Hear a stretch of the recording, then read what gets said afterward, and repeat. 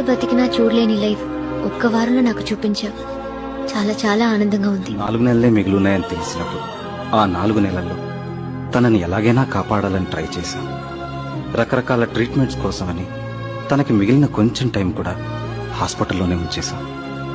దాని బదులు ఆ 4 నెలలు తనకి ఏం చేయాలనుందో అడిగి చేసుంటే బాగుండేది.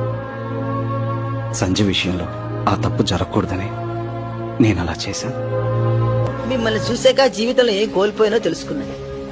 ఇప్పుడు హాయిగా ఉంది. 70 ఏళ్ళకి అనలేని మాటలన్నీ అనేసా, చేయలేకపోయిన అల్లరంతా చేసేసా. నువ్వు చాలా అదృష్టవంతురాలువమ్మా. ఈ వయసులోనే నీకోసం అన్నీ చేసేవాడు దొరికాడు.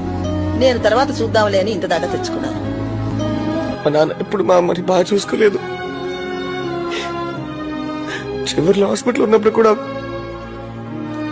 ఆయన సంపాదనలో బిజీగా ఉన్నారు. నువ్వు రాకముందు నాకు అన్ని రోజులు ఒకేలా ఉండేవి. కానీ నువ్వు వచ్చాక రోజుకొక వింత, ప్రతిరోజు ఫ్రెష్ జ్ఞాపకాలు. కొన్ని కోపంగా రాశాను, కొన్ని ఇష్టంగా, కానీ అంతా నీ గురించే రాశాను. ఎందుకంటే నాకు పడుకోబోయే ముందు చివరి ఆలోచన లేచాక